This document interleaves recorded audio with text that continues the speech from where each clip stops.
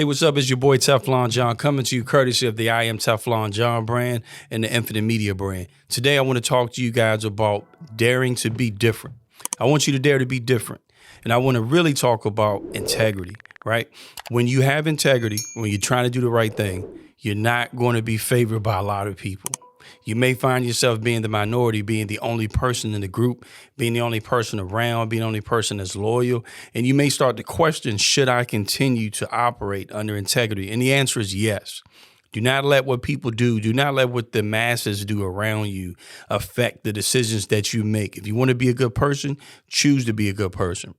If you want to be reliable, choose to be reliable. Don't fall off because other people around you are falling off. And I think that's very important because that builds true character, right?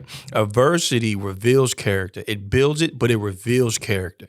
If you walked into a room and there were a lot of tea bags on the table without the label, the only way to figure out, besides smelling that tea bag, to figure out what flavors is to drop it in hot water. And a lot of people, when they're in hot water, when they're in bad situations, you find out that they have bad character. And a lot of times that's when the adversity reveals the lack of integrity or the integrity they have. You want to be the same person behind someone's back as you are in front of their face. And the reason I'm saying this is because, it's leadership and home and jobs, on teams, whatever you're doing, this is going to be key because a lot of people are going to judge you by your actions, not your words. I'm going to say that again.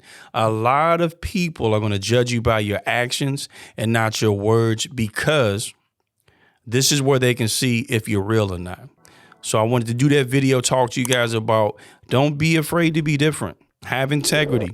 Make the best decision for you and continue to be who you are. For more content like this, you can visit my website, www.TeflonJohn, that's spelled JOHN.com.